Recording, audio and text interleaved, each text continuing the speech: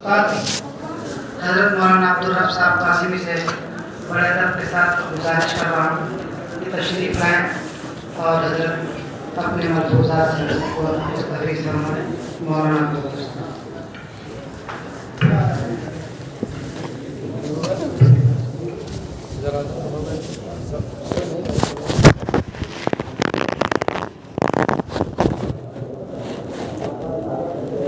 دو لوگ ہیں کیا بجے ختم ہونا ہے؟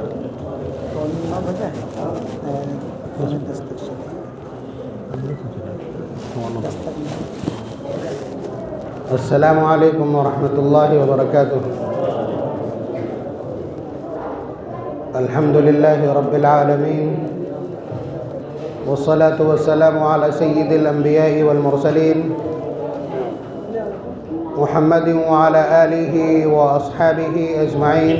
اما بعد، اعوذ باللہ من الشیطان الرجیم. بسم اللہ الرحمن الرحیم. ان الدین عند اللہ الاسلام. وقال تعالی ومن يبتغي غیر الاسلام دینا فلن يقبل منه.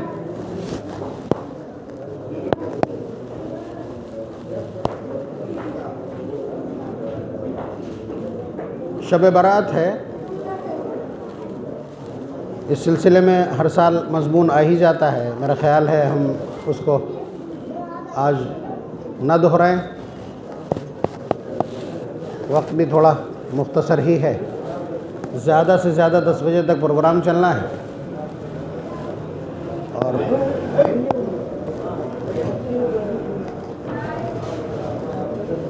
کل 2:30 بجے تک گھٹیا گھاٹ پہ پروگرام چلا تھا اور آج ظہر سے عصر تک شمس آباد میں پروگرام تھا. اس کے بعد سیدھے وہاں سے یہاں آ گئے. بس میرے اندر تو قوت اس لیے باقی ہے کہ کل بہادر پور کے 7 ہونہاروں کی دستار بندی ہوئی تھی گھٹیا گھاٹ میں. اس کے بعد ابھی مفتی ظفر صاحب کے یہاں بہادر پور کے 9 نہالوں کا ختم قرآن ہوا ہے اور ابھی یہاں بھی ان 3 میں سے ایک بہادر پور کا ہے. پریزنٹیشن دیکھیں آپ. چھوٹی سی بستی ہے بہادر پور. ایک چھوٹی سی بستی ہے اور غلط جگہ آباد ہے اس اعتبار سے کہ گنگا کا کنارہ اس دھرتی میں یا اس دھرتی پر شرک کی سب سے بڑی آماجگاہ ہے. بت پرستی کا سب سے بڑا مرکز ہے. لیکن اللہ تبارک و تعالیٰ کے حکم کو کون ٹال سکتا ہے. انہوں نے وہیں سے قرآن کریم کی تلاوت کے نعرے بلند کرنے والے اور کثرت سے تلاوت کرنے والے پیدا کر دیے. صرف اس 1 سال میں مفتی ظفر صاحب کے یہاں بھی تقریباً 22 سے 23 یا 24 بچوں کی دستار بندی ہونا ہے صرف گھٹیا گھاٹ کے بچوں کی. اور یہاں تو ہوئی ہے اور کل ملا کر کے اس 1 سال میں تقریباً 35 حفاظ کرام کی دستار بندی اس 1 سال میں. سوتا بہادر پور اور 3 علماء کی.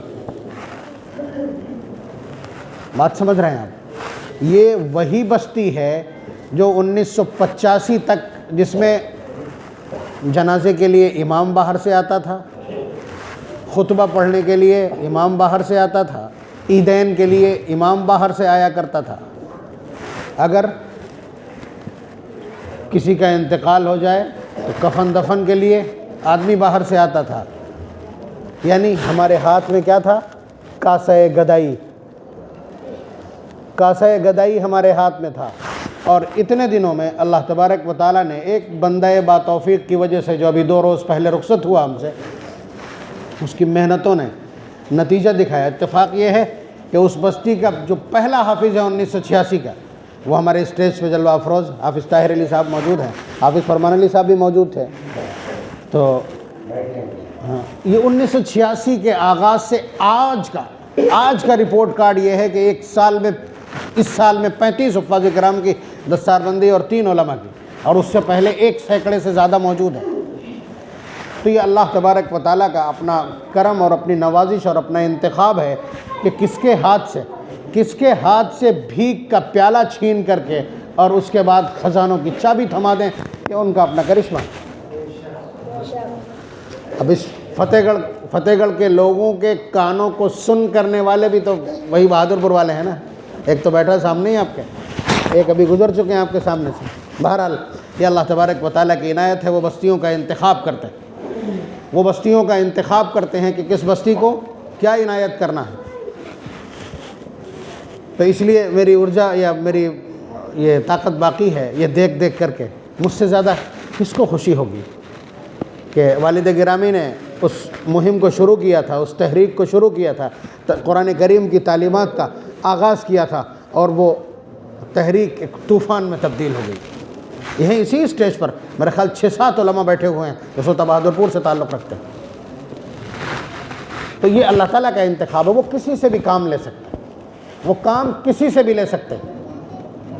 آپ سمجھ رہے ہیں؟ اللہ تبارک و تعالیٰ ہماری تمام بستیوں میں اپنے علم کے جاننے والے اور اپنی ذات کی معرفت رکھنے والے پیدا فرما دیں, اور اس کے لیے فتح گڑھ کا بھی انتخاب فرمائیں. فتح گڑھ پہ بھی نظر کرم ہے, بڑھ رہے ہیں. ایک مفتی بڑھ گیا آپ کا, ٹھیک ہے. اس کے بعد جو کچھ مجھے عرض کرنا فتح گڑھ والوں کے اعتبار سے ایک مضمون ذہن میں ہے. چونکہ آپ حضرات کا بہت سابقہ غیر مذاہب کے لوگوں سے رہتا ہے, بلکہ دن بھر آپ غیر مذاہب کے لوگوں کے بیچ رہتے ہیں. ایک جملہ بار بار بولا جاتا ہے کہ دھرم تو یہاں ہم نے بنا لیے. غیر مسلمین بار بار یہ کہتے ہیں کہ انسانیت مانوتا سب سے بڑا دھرم ہے, باقی یہ دھرم تو ہم نے بنا لیے. بدماشی, مس گائیڈ کرنے کی کوشش ہے. وہ مس گائیڈ ہوئے ہیں نا, ہم نہیں. ہمارے اور دوسروں کے بھی بہت فرق ہے. ان کا جو مذہبی علم ہے وہ پورا کا پورا پنڈتوں کا رہین منت ہے. وہ جو کچھ کہہ دیں گے اتنے بجے سے اتنے بجے تک مہورت ہے, اتنے بجے سے اتنے بجے تک پوجا چلے گی, اتنے بجے سے اتنے بجے تک آخت پڑھیں گے, بس. دوسرے کسی کو اس میں دخل اندازی کا اختیار نہیں. لیکن ہمارے یہاں 2 سرچشمے قرآن اور حدیث. میں یہاں بیٹھ کر کے کچھ بھی بول جاؤں, میں غلط بولوں گا دوسرا موجود ہے, یہ غلط بولیں گے قرآن موجود ہے ترنت. وہ تو ایک سسٹم ہے پورا, ایسے کر کے ٹچ کیا, بیپ ہوئی تو ٹھیک, پھینک دیں گے ہم. یعنی ہم ہر بات کو قرآن پر پیش کریں گے. یس تو ٹھیک, یس ہوا تو ٹھیک ہے, نو تو پھینک دیں گے کسی کی بھی بات کو. تو ہمارے یہاں وہ سرچشمے شاد و آباد ہیں جو دین کی بنیاد ہیں. نبی اکرم صلی اللہ علیہ وسلم نے انہیں گارنٹی بنایا, ضمانت بنا کر کے پیش کیا. فرمایا ترکت فیکم امرین لن تضلوا ما تمسکتم بہما, کہ سنو میں تمہارے بیچ میں 2 چیزیں ایسی چھوڑ کر کے جا رہا ہوں, 2 آتھینٹک پوائنٹس ایسے چھوڑ کر کے جا رہا ہوں, 2 مستند زاویے ایسے چھوڑ کر کے جا رہا ہوں کہ اگر تم ان کو پکڑے رہو گے تو ہرگز گمراہ نہیں ہوگے. الفاظ کا ترجمہ کر رہا ہوں, لن تضلوا, ہرگز گمراہ نہیں ہوگے. یہ گارنٹی ہے. ہم کسی کے علم پر انحصار نہیں کرتے. بڑے مفتی صاحب ہیں, بڑے عالم صاحب ہیں, بڑے پیر صاحب ہیں, بڑے سجادہ نشین ہیں, ہوں گے, ہوا کریں. اگر وہ قرآن و سنت کے مطابق بولتے ہیں ٹھیک, نہیں تو اپنے گھر بیٹھیں. تو ہم کسی شخصیت پر ڈیپینڈ نہیں ہیں. یہ بہت بنیادی بات ہے. اسی لیے ابھی ایک حادثہ ہوا تھا, آج سے میرا خیال 20 سال ہو رہے ہوں گے قریب, کہ کسی نے جا کر کے کوئی مسئلہ پوچھا تھا ہاپوڑ میں مفتیان کرام سے, اور پھر اس کو کرٹیسائز کیا تھا, پوری طرح سے ہائی لائٹ کیا تھا کہ غلط مسئلہ بیان کر دیا. مطلب وہ یہ کہنا چاہتے تھے کہ اسلام میں بھی منمانی چلتی, لیکن وہ ان کا جو وہ وار تھا وہ اوچھا تھا. وہ اپنے جیسا سمجھ رہے تھے کہ ابھی اگر آپ پوچھنے جائیں گے کہ دیکھنا ذرا تاریخ نکل رہی ہے کہ نہیں, ہماری شادی کی تاریخ نکل رہی ہے اس سیزن میں کہ نہیں, وہ کہہ دے گا نہیں نکل رہی ہے. پھر آپ نے کوئی تحفہ پیش کیا اور کہا ذرا دھیان سے دیکھ لیجئے پنڈت جی, نکل آئے گی فوراً. آپ سمجھ رہے ہیں؟ تو وہاں چلتا ہوگا, لیکن یہاں جو مسئلہ بتا دیا وہ بتا دیا, بات ختم ہے. آپ کچھ بھی کرتے رہیے, یا میں اگر آپ کے دباؤ میں غلط بتا دوں, ہو سکتا ہے نہیں ہو سکتا کروں میں, دوسرا چپتیا دے گا 2 منٹ میں. یہاں تو کچھ نہیں, تو انحصار قرآن اور سنت پر. نبی اکرم صلی اللہ علیہ وسلم نے 2 ستون قائم کر دیے, ان کو تھامے رہو گے, کوئی طوفان ہے تم کو ہلا نہیں سکتا. بات سمجھ رہے تو یہ ایک دستور ہے. تو کیا کہا جاتا ہے, دھرم ہم نے یہاں بنا لیے, انہوں نے بنائے ہیں. ان کے بھائی برادری کے الگ الگ دھرم ہیں، برادری کی الگ الگ عبادت گاہیں ہیں، ہوا کریں، ہمارے یہاں ایسا کچھ بھی نہیں۔ آپ اس سلسلے میں مس گائیڈ نہ ہوں، آپ اس سلسلے میں کسی کی چرب زبانی کا شکار نہ ہو کہ دھرم ہم نے یہاں بنا لیے ہیں اور مانوتا سب سے بڑا دھرم ہے۔ کون طے کرے گا کہ مانوتا کہتے کس کو ہے؟ آپ پریبھاشت کریں گے، آپ ڈیفائن کریں گے مانوتا ہیومینٹی کیا ہے، ہیومینیٹیرین ویلیوز کو آپ منتخب کریں گے۔ ہم تو نہیں مانتے، آپ جو ڈیفینیشن پیش کرو گے میں رد کر دوں گا 1 منٹ میں۔ تو یہ بلا وجہ کا ڈھکوسلا ہے، باتوں کا تماشا ہے کہ مانوتا سب سے بڑا دھرم وہ ہے جو مانوتا سکھلائے۔ نوٹ کر لیجئے گا اس کو، دھرم ہی ہے وہ جو مانوتا سکھلائے۔ آئیے میں بتلاؤں گا آپ کو مانوتا کیا ہے۔ اسلام نے مانوتا سکھلائی ہے۔ اسلام دین فطرت ہے اور مانوتا اسی کا حصہ ہے، انسانیت اسی کا حصہ ہے، مدنیت ہماری فطرت ہے۔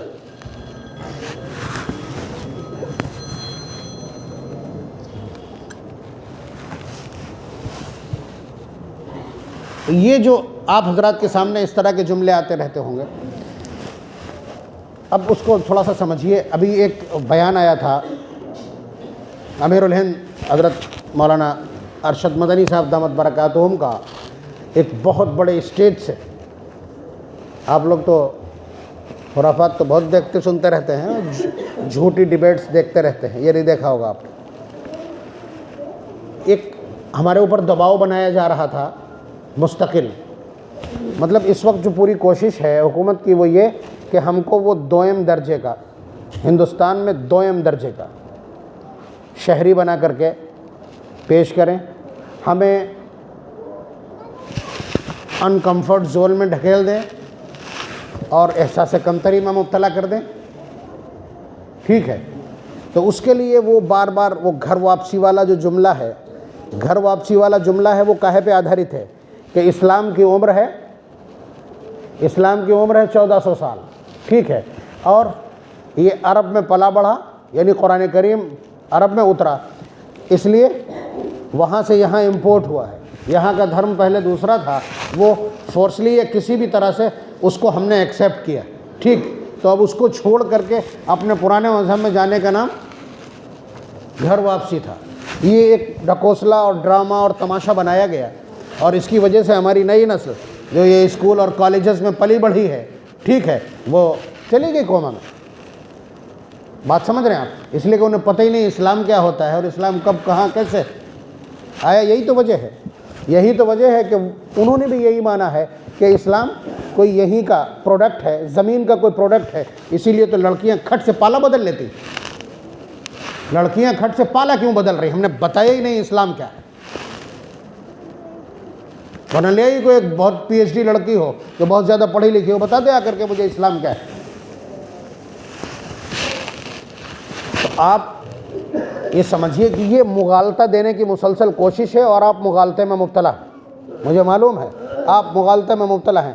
آپ دن بھر ایک آپ ہیں اور 4-5 وہی بھیڑیے ہیں جو کرٹیسائز کرتے ہیں، نوٹنکی کرتے ہیں، تماشا کرتے ہیں۔ لیکن آپ سنیے ان چیزوں کو جو کچھ میں بتلا سکتا ہوں۔ حضرت مولانا ارشد مدنی صاحب نے جو کچھ کہا تھا اس کا حاصل یہ تھا کہ اللہ تبارک و تعالیٰ کا بھیجا ہوا جو طریقہ ہے، بھیجا ہوا جو قانون ہے، بھیجا ہوا جو آئین ہے، جس کا آغاز حضرت آدم علیہ السلام سے ہوا تھا۔ حضرت آدم علیہ السلام کو ایک بارگی کوئی قانون نہیں دیا گیا تھا۔ وہ پہلے آدمی ہیں جو اس دھرتی پر آئے۔ کہاں آئے تھے؟ مطلب ایگزیکٹ قرآن اور حدیث نے اس کو براہ راست بیان نہیں کیا ہے، لیکن جو تحقیقات ہیں، جو اشارات ہیں نصوص کے، وہ یہ کہتے ہیں کہ اس وقت کا جو ہندوستان، جو مالابار کہلاتا تھا کبھی جو آج سری لنکا کہلاتا ہے، اسی کے ایک علاقے میں حضرت آدم علیہ السلام آئے تھے، جو ہندوستان کا حصہ تھا۔ یعنی پہلا نبی یا پہلا انسان کہاں آیا ہے؟ ہندوستان میں۔ تو ہندوستان پہلے دن سے اسلام کی دھرتی ہے۔ اب اسلام کیا ہے میں بتلا دوں۔ اللہ تبارک و تعالیٰ کا بھیجا ہوا قانون اسلام ہے۔ بات سمجھ رہے ہیں آپ؟ اللہ تبارک و تعالیٰ کا بھیجا ہوا جو قانون ہے وہ اسلام ہے۔ اسلام کے معنی ہے اللہ تبارک و تعالیٰ کے احکامات کے سامنے اپنی گردن کو رکھ دینا۔ الاسلام اس کا فارسی میں ترجمہ ہے گردن بر طاعت نہادن۔ میں نے اس لفظ کی جو شکل ہے، اس کی جو کنڈیشن ہے، اس کو سمجھنے کے لیے ایک کیفیت دیکھی اپنی، اس میں اپنے گاؤں میں دیکھا میں نے کہ وہ جو ڈلب ہوتا، بیل گاڑی ہوتی ہے، اس کے آس پاس لا کر کے وہ دونوں جانور کھڑے کر دیے جاتے ہیں، چاہے بیل ہو اور چاہے بھینسا ہو۔ ہم نے دیکھا ہے کہ اس کا جو اگلا حصہ ہوتا ہے، جو بہادر پور میں تو جوہر کہلاتا ہے، اس کو ایسے کر کے اٹھاتا ہے، گاڑی بان اس کو ایسے کر کے اٹھاتا ہے۔ جیسے ہی وہ اٹھاتا ہے تو دونوں جانور ایسے کر کے اپنی گردن اس کے نیچے رکھ دیتے ہیں، اشارہ سمجھ جاتا ہے۔ تو انہوں نے اطاعت کے لیے، اتنا بڑا بوجھ اٹھانے کے لیے اپنے مالک کے حکم پر گردن رکھ دی ہے۔ یہ ہے الاسلام۔ اسلام کا بہترین ترجمہ یہ ہے گردن بر طاعت نہادن، اپنے مالک کی ایما پر، اپنے مالک کے اشارے پر اپنی گردن جھکا دینا، یہ الاسلام ہے۔ تو ظاہر ہے کہ حضرت آدم علیہ السلام جو تشریف لائے ہیں، تو اب انہیں جس چیز کی ضرورت ہے، مثلا یہاں آ کر کے تو انہوں نے سب سے پہلا کام یہی کیا، ربنا ظلمنا انفسنا وان لم تغفر لنا وترحمنا لنکونن من الخاسرین، یعنی سب سے پہلے توبہ کی ہے، غلطی اوپر کر کے آئے تھے جس کی وجہ سے یہاں بھیج دیے گئے تھے، ٹھیک ہے۔ تو یہاں انہوں نے سب سے پہلا کام یہ کیا تھا۔ پھر جس چیز کی ضرورت ہوتی گئی، مثلا قابیل نے حابیل کو قتل کر دیا، ہاتھ توڑ دیا، ٹھیک، اب ڈیڈ باڈی پڑی ہے، اب کوئی آدیش تو موجود نہیں ہے، کیا کریں اس کو، اس ڈیڈ باڈی کو ٹھکانے کیسے لگائیں؟ فرسٹ ٹائم، پہلا انسیڈنس ہے، پہلی مرتی ہے اور پہلا قتل ہے، کیا کریں اس کا؟ فبعث اللہ غرابا یبحث فی الارض لیریہ کیف یواری سوءۃ اخیہ۔ اللہ تبارک و تعالیٰ نے دو کوے بھیجے اور آپس میں لڑے، ایک نے دوسرے کو مار دیا، اور پھر اس کے بعد اسی کوے نے جلدی پیروں سے زمین کھودی، اور اس کے بعد اپنے اسی قتل کیے ہوئے مارے ہوئے کوے کو اس میں لڑکایا، اوپر سے اس نے مٹی ڈال دی، تو سر پیٹ کے رہ گیا قابیل، یہ میری تو عقل اس کوے جیسی بھی نہیں۔ یہ کاروائی اللہ تعالیٰ نے کی تھی۔ اللہ تعالیٰ فرمایا نا فبعث اللہ نے بھیجا کوے کو، اور اس نے یہ حرکت کی۔ تو اس طرح سے احکامات کو اتارا یا سمجھایا، جیسے جو کچھ اترتا گیا۔ اس وقت قانون کچھ تھا، ایک بیٹا ایک بیٹی حضرت آدم علیہ السلام کے یہاں ایک بار پیدا ہوتا، پھر کچھ دنوں کے بعد ایک بیٹا اور ایک بیٹی پیدا ہوتا، رشتہ کراس ہوتا، ادھر کی بیٹی ادھر کا بیٹا، ادھر کا بیٹا ادھر کی بیٹی، یہ الگ الگ نسل مانی جاتی تھی۔ بات سمجھ رہے ہیں؟ تو یہ اس طرح سے قانون، اس وقت یہ قانون تھا۔ پھر حضرت شیس علیہ السلام جب نبی بنائے گئے تو اس میں کچھ تبدیلی، پھر اس کے بعد حضرت ادریس علیہ السلام نبی تھے، ان کے قانون میں کچھ تبدیلی، جیسی ریکوائرمنٹ تھی اللہ تبارک و تعالیٰ کے احکامات، انسٹرکشن، ڈائریکشنز اسی طرح چلتے رہے۔ حضرت نوح علیہ السلام، حضرت شیس علیہ السلام پر بہت سے صحائف اترے۔ صحائف مینس چھوٹی چھوٹی کتابیں، لکھا ہوا قانون حضرت شیس علیہ السلام کو دیا گیا۔ حضرت نوح علیہ السلام کو فریش قانون دیا گیا، حضرت نوح علیہ السلام فریش قانون کے ساتھ، ان کو بھی صحائف کی شکل میں اللہ تبارک و تعالیٰ نے کچھ قوانین دیے۔ انہی کے زمانے میں یہ شرک اور بت پرستی کا آغاز ہوا۔ حضرت شیس علیہ السلام کی، حضرت ادریس علیہ السلام کی، ان کے 5 بیٹوں کی مورتیاں بنا کر کے انہیں پوجنا شروع کر دیا، جس کو سورہ نوح میں کہا ہے وَلَتَذَرُنَّ وَدًّا وَلَا سُوَاعًا وَلَا يَغُوثَ وَيَعُوقَ وَنَسْرًا۔ بخاری کی روایت ہے کہ یہ 5 لوگ، حضرت ادریس علیہ السلام ان کے 4 بیٹے ہیں۔ تو یہ سب ہوتا رہا، قانون تبدیل ہوتا رہا۔ پھر حضرت ابراہیم علیہ السلام کو اللہ تبارک و تعالیٰ نے قانون دیا، ان سے پریکٹیکل کرایا، ان کی ریہرسل کرائی ہے توحید خالص پر، بت پرستی کے خلاف ایک طویل ان کی ریہرسل ہے۔ اس کے بعد آپ کو معلوم ہے حضرت موسیٰ علیہ السلام کو باقاعدہ لکھت میں، تختیوں میں اللہ تبارک و تعالیٰ نے ایک قانون دیا۔ بات سمجھ رہے ہیں؟ جس کا تذکرہ وَأَلْقَى الْأَلْوَاحَ وَأَخَذَ بِرَأْسِ أَخِيهِ، کہ طور سینہ کے اوپر اللہ تبارک و تعالیٰ نے انہیں لکھی ہوئی تختیاں، سلیٹس عنایت کی، اس میں قانون لکھا تھا۔ تو آپ دیکھیے کہ اسلام یعنی اللہ تبارک و تعالیٰ کا جو قانون ہے، جس کا ماننا کمپلسری، نیسیسری، انیواریہ ہے، کیا سمجھیں گے آپ؟ जो समझना चाहें हिंदी जो कुछ टूटी फूटी इकट्ठा करना पड़ती फतेहगढ़ वालों के लिए। यानी ज़रूरी अल्लाह तबारक व तआला के वो अहकामात जो इंसानियत के लिए मानना ज़रूरी हैं, जिनका इनक़ियाद और जिन पर फर्माबरदारी के साथ सरेंडर करना ज़रूरी है, वो इस्लाम। ये अलग बात है कि हालात के एतबार से बदलता रहा। हज़रत मूसा अलैहिस्सलातु वस्सलाम को एक मुदव्वन शरीयत दी अल्लाह तबारक व तआला ने, फिर उसके बाद उसमें कुछ नसीहतें, कुछ पोइट्री, समझ रहे हैं आप, ये पोइट्री फॉर्म में अशार की शक्ल में उसी किताब का एक ज़मीमा उतारा जिसको ज़बूर कहते हैं, जो पोइट्री फॉर्म में थी, और उसमें नसीहतें, मिसालें, ये सब चीज़ें थी। ये बहुत दिनों तक ये सिलसिला चलता रहा, काफ़ी अरसे तक। उसके बाद अल्लाह तबारक व तआला ने हज़रत ईसा अलैहिस्सलातु वस्सलाम को एक फ्रेश कानून दे दिया, समझ रहे, एक नया कानून दे दिया जिसको इंजील और बाइबल कहा जाता है। तो ये एक रिहर्सल थी, कानून साजी की एक रिहर्सल थी। आप समझ रहे हो, फतेहगढ़ वालों की भाषा बोल रहे हैं। ये कानून बनाने की और कानून को मुदव्वन करने की एक मुसलसल एक तरतीब थी, लेकिन वो सब अल्लाह के कानून थे ना, उसी को जिसे वो धर्म कहना चाहते हैं, दीन कहना चाहते हैं, जिसे आइन और कानून कहना चाहते हैं, कोड ऑफ कंडक्टर कहना चाहते हैं। तो ये सब कुछ अल्लाह तबारक व तआला की तरफ से है ना, यहाँ किसी ने पैदा कर लिया। अंबिया अलैहिमुस्सलातु वस्सलाम के मुंह से उनकी तशरीह होती है, इसलिए कोई इशारा पा कर के वो ये समझते होंगे कि नबी आकर के यहाँ कानून बनाता है। जो कुछ वो बनाता है वो भी इल्हाम होता है, अल्लाह ताला ही उसे हुक्म देते हैं। जैसे नबी अकरम सल्लल्लाहु अलैहि वसल्लम के बारे में अल्लाह तबारक व तआला की ये ऑथेंटिसिटी है, ये इस्तिनाद है, ये इस्तिनाद है कि वमा यंतिकु अनिल हवा इन हुवा इल्ला वह्युन यूहा। वो जो कुछ बोलता है वो कानून, वो जिस पर यस कर देगा वो कानून। लक़द काना लकुम फ़ी रसूलिल्लाहि उस्वतुन हसना, उनका किरदार तुम्हारे लिए कायम और परफेक्ट आइडियोलॉजी है। तो आप समझ रहे हैं, ये एक तसलसल था। तो अल्लाह तबारक व तआला कानून देते हैं, नबी उसकी वजाहत इंसानी ज़ुबानों में करता है। तो धर्म हमारा हुआ, धर्म हमने बनाया। भाई नबी तो अल्लाह तबारक व तआला का दूत है ना, दूत है, मैसेंजर है।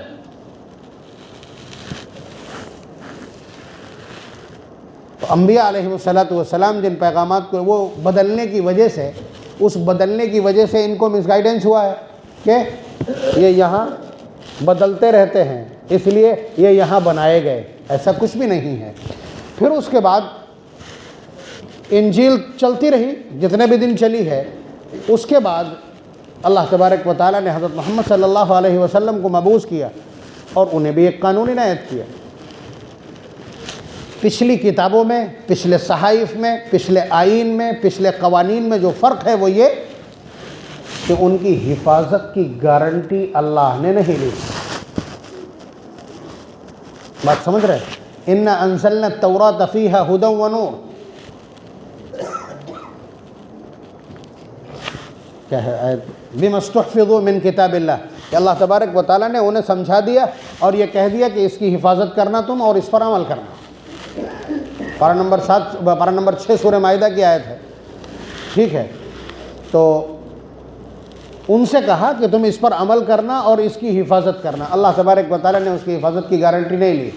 जब वो धूमिल हो गई या उनकी ट्रांसपेरेंसी ख़त्म हो गई या उनकी शफ़ाफ़ियत ख़त्म हो गई या उनकी ऑथेंटिसिटी और इस्तिनाद कम हो गया, बात समझ रहे हैं आप, तो फिर अल्लाह तबारक व तआला ने खट से दूसरा नबी मबूस कर दिया जो उसकी फिर से वजाहत करेगा, या फिर नई किताब दे दी उसको।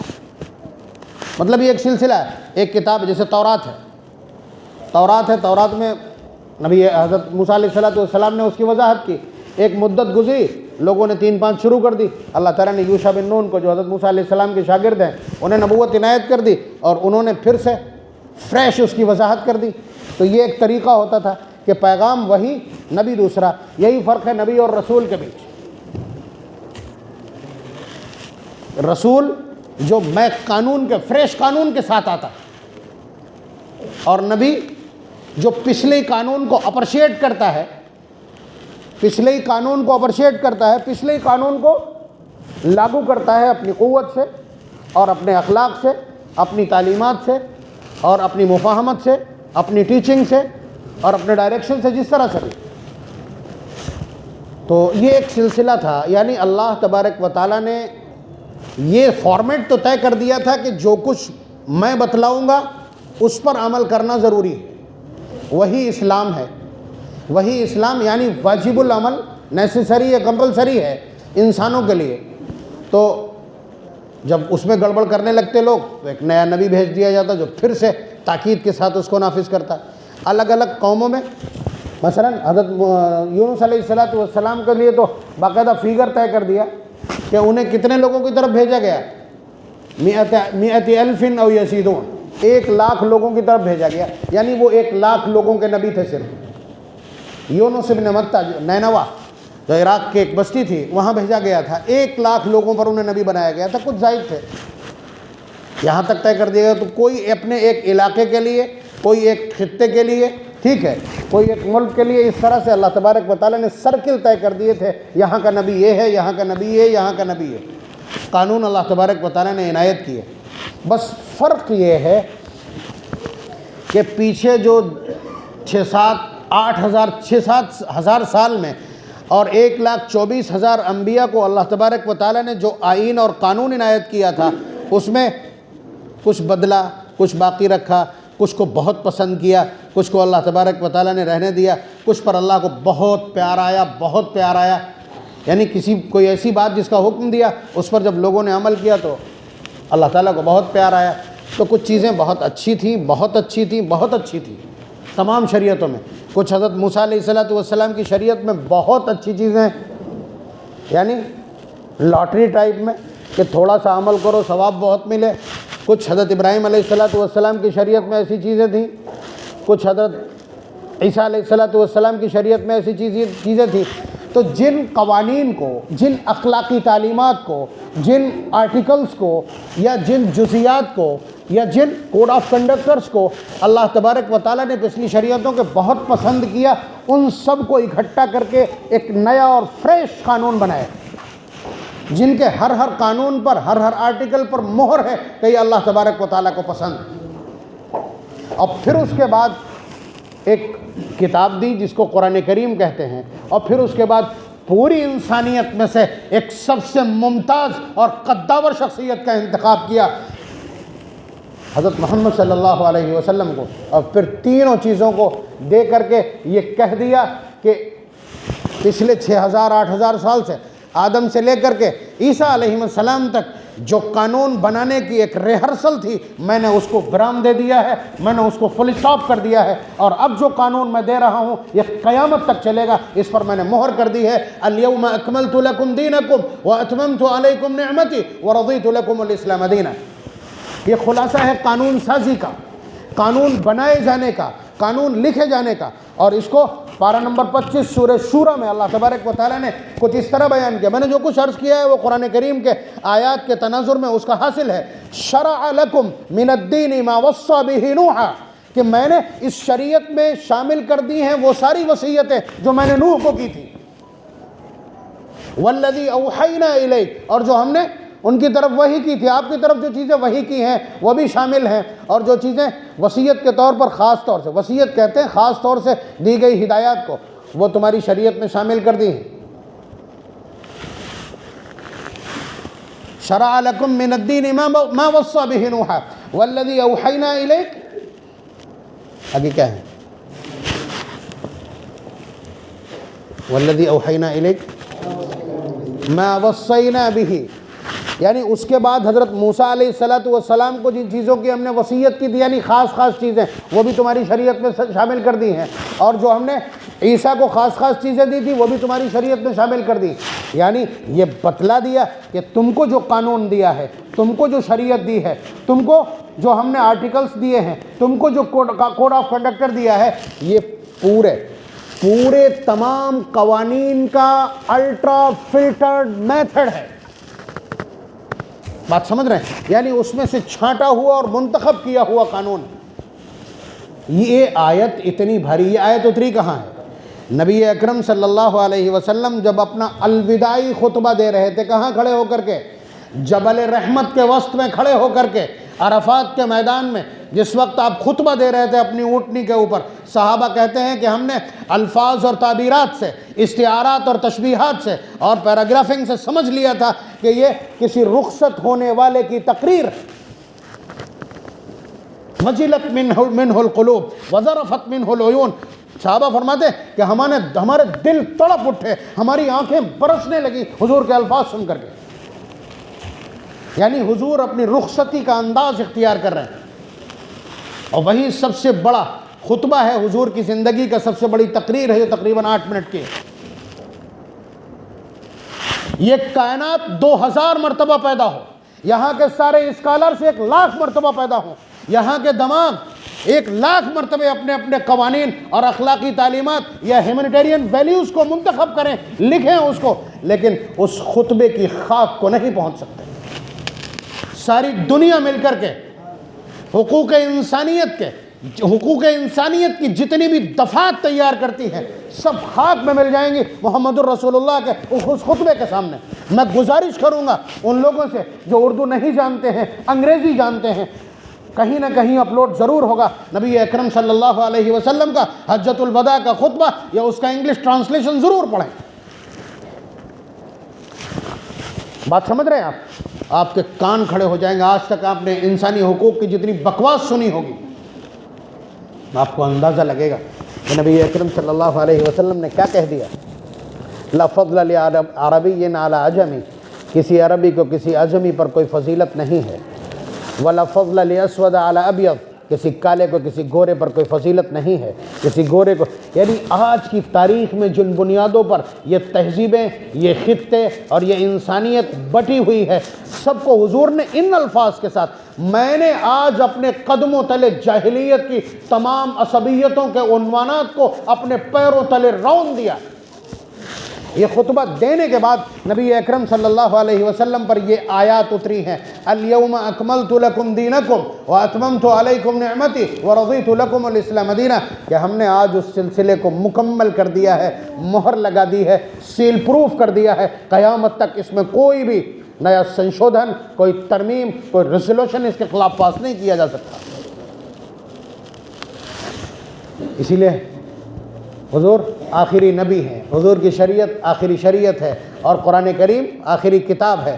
اب اس کو قیامت تک رہنا تھا، اس لیے اس سے پہلے ساری کتابیں، سارے قانون، ساری شریعتیں مٹ چکی۔ اللہ تبارک و تعالیٰ نے قرآن کو اتارا اور دیکھا کہ انسانوں نے کوشش بھی کی، اس کے باوجود اپنی شریعتیں بچا نہیں پائے، تو فرمایا انا نحن نزلنا الذکر وانا لہ لحافظون، قرآن کو ہم نے اتارا ہے اور ہم ہی اس کی حفاظت کریں گے۔ تو حفاظت کا ایک مسلسل انتظام چلا آ رہا ہے۔ آپ دیکھیے دنیا کی کوئی کتاب 1400 سال تک اپنے صحیح ایڈیشن کے ساتھ موجود نہیں، دنیا کی کوئی اتنی ضخیم کتاب 10 سال کا بچہ یاد نہیں کر سکتا، 100 سال کا بڈھا نہیں یاد کر سکتا۔ لے آئیے آپ کو یہ، آپ 2 ایسے آدمی لے آئیے جو 600 صفحات کی کوئی کتاب یاد کیے ہوں اور دوسرا اس کو ٹوک دے، ایک سننے والا اور ایک پڑھنے والا آپ لے آئیے۔ یہاں بھی بہت سارے وہ چلتے ہیں دھرم گرنتھ ہیں، کوئی یاد کیا گیا ہو تو بتائیے۔ حضرت عزیر علیہ السلام، مطلب یہ کتنی بڑی انہونی ہے، اور یہ کتنا بڑا انسیڈنس ہے، کتنا بڑا حادثہ ہے۔ ایک بچے کا قرآن کریم یاد کر لینا، اس کو ذرا سا کمپیئر کر کے دیکھیے۔ حضرت عزیر علیہ السلام، ایک نام سنا ہوگا، پارہ نمبر 10 میں، وقالت الیہود عزیر ابن اللہ، کہ یہود نے کہا کہ حضرت عزیر اللہ کے بیٹے ہیں۔ کیوں کہا؟ کوئی بریکل دیکھا ہوگا تبھی تو کہا، کوئی معجزہ، کوئی کرامت، کوئی انہونی دیکھی ہوگی تبھی تو، کوئی خرق عادت دیکھا ہوگا تب کہا ہوگا نا۔ ہوا یہ تھا کہ وہ حضرت موسیٰ علیہ السلام کو جن تختیوں کا میں نے تذکرہ کیا، وہ ایک بکس میں رکھی تھی جس کا نام تھا تابوت سکینہ، اور وہ ہیکل سلیمانی میں، جس کے دیوار کے پاس یہ کھڑے ہو کر کے بھون بھون روتے ہیں، دیکھا اپنے فوٹو میں بیت المقدس میں ایک دیوار کے پاس کھڑے ہو کے جو روتے ہیں، وہیں پہ ہیکل سلیمانی بنا ہوا تھا، اسی میں وہ تابوت سکینہ ایک بکس تھا، اس میں حضرت موسیٰ علیہ السلام کا عصا اور وہ تختیاں ساری کی ساری اور بہت سارا سامان تھا، وہ رکھا تھا۔ بخت نصر ایک بڑا ظالم بادشاہ تھا، اس نے آ کر کے چڑھائی کی، اینٹ سے اینٹ بجا دی، تابوت سکینہ بھی غائب کر دیا۔ بات سمجھ رہے ہیں آپ؟ تابوت سکینہ بھی غائب کر دیا، اسی پہ تو وہ وہاں کے کھڑے ہو کر روتے ہیں، اسی پہ، اسی کے مٹ جانے پر ماتم کرتے ہیں۔ تو اس کے بعد اب یہ تھا کہ تورات تو اس میں رکھی تھی، ختم ہو گئی۔ اللہ تبارک و تعالیٰ نے حضرت عزیر علیہ السلام پر تورات القا کر دی، یا ان کے ذہن کو، ان کی میموری کو اتنا شارپ کر دیا کہ انہوں نے وہ لکھوا دی، املا کرا دی، بول دی اور لکھ دی، پوری تورات انہوں نے بول دی اور لکھ دی۔ بس اتنا سننے کے بعد سارے جتنے بھی انویائی ہیں ان کے ٹوٹ پڑے کہ یہ تو اللہ کا بیٹا ہے، یہ تو اللہ کا بیٹا، یہ کام کوئی نہیں کر سکتا تھا، اس نے کر دیا۔ اب بتائیے سب کے اللہ تعالیٰ کے بیٹے ہیں؟ تورات چند تختیاں، تورات چند تختیاں، اس لیے کہ وہ ایک مدت تک کے لیے لکھی گئی کتاب تھی، ایک مدت کے لیے بھیجا گیا قانون تھا، یہ قیامت تک کے لیے۔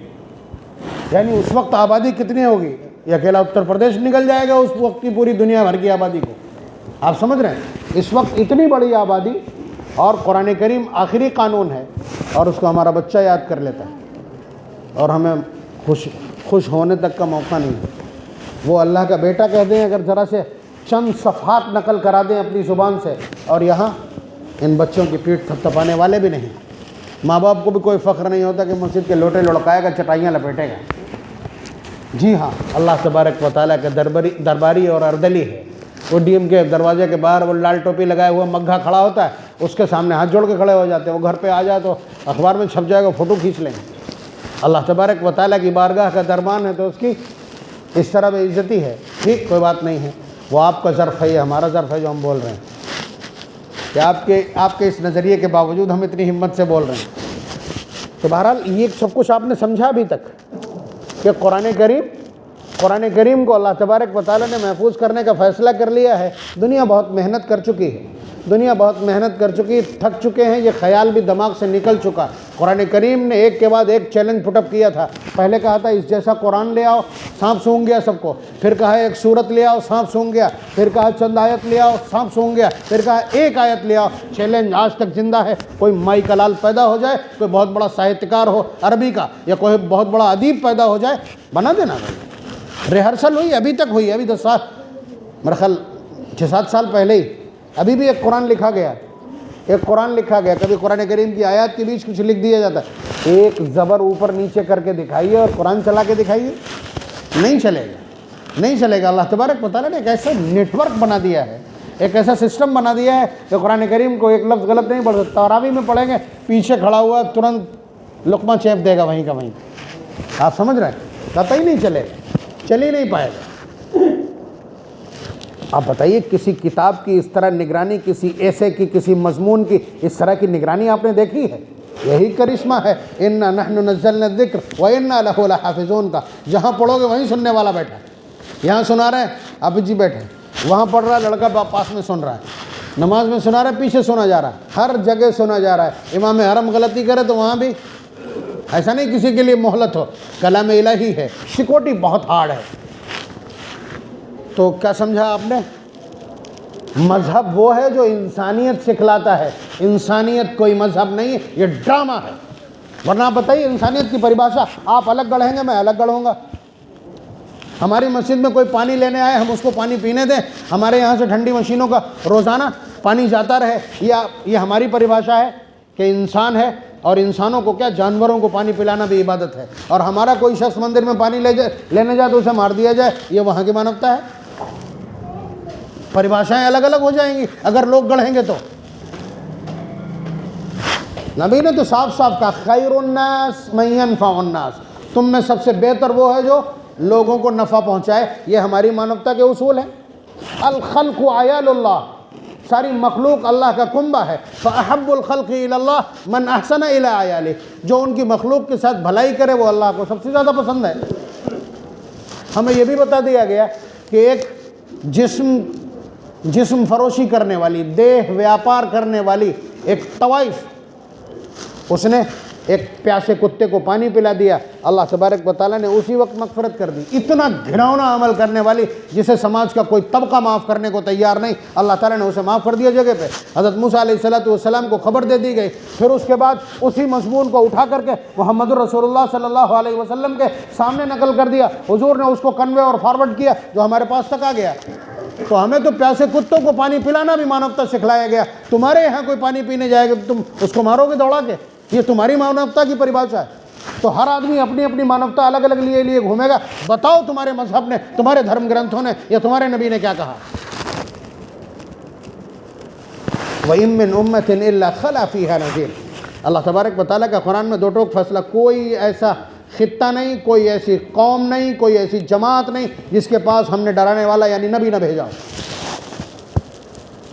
بات سمجھ رہے ہیں؟ نبی سب کے پاس آئے ہیں، سب نے اپنی اپنی کھا لی ہے، بیچ کھائی ہے، سب ہمارا بچا ہوا ہے، ہمارے پاس محفوظ ہے، دنیا پریشان ہے، دھرم یہاں بنا لیے گئے۔ ان سے کہو قرآن آسمان سے اترا ہے، یہ کیسے ہو سکتا ہے؟ یہ کیسے ہو سکتا ہے؟ ٹیڑھے بیڑے ہونے لگتے ہیں، ٹیڑھے بیڑے ہونے لگتے ہیں، یہ کیسے ہو سکتا ہے؟ یہ مطلب عقل لڑانے کی کوشش، یا اس لیے کہ ان کے پیالے میں کچھ نہیں ہے، ان کے پیالے میں کچھ نہیں اس لیے پریشانی ہے یہ، ورنہ اٹھا کر کے دیکھیے آپ، انہوں نے جو اپنے چاروں ویدوں کی جو وضاحت کی ہے اسے وہ ایشور وانی کہتے ہیں۔ اس کو ان کے جو مہاپرش ہے یا ان کے جو دھرم گرو ہیں انہوں نے اس کو ایشور وانی کہا، اللہ کی آواز، ایشور کی آواز، جس کو ہم وحی الہی کہتے ہیں۔ وحی الہی عربی ہے، ایشور وانی سنسکرت ہے، سیم ورڈنگ ہے۔ تو بات آپ سمجھ رہے ہیں؟ لیکن اس کے آس پاس پنڈت کسی کو بھٹکنے ہی نہیں دے گا، وہاں تک پہنچیں گے تو چڑھاوا بند ہو جائے گا۔ دیکھیے دقت یہیں پہ ہوئی ہے صرف۔ آخر میں اتنی سی اس مسئلے کی وضاحت بس دو جملوں میں، کہ وہ جو ان کے یہاں مورتیاں ہیں نا، جیسے اللہ ایک، ہم نے کہا نا الخالق، پیدا کرنے والا، بچے اور جنین پیدا کرنے والا، یہ اللہ تعالیٰ کی ایک صفت ہے۔ بات سمجھ رہے ہیں آپ؟ قہار، ٹھیک، غلبے والا اللہ کی ایک صفت ہے۔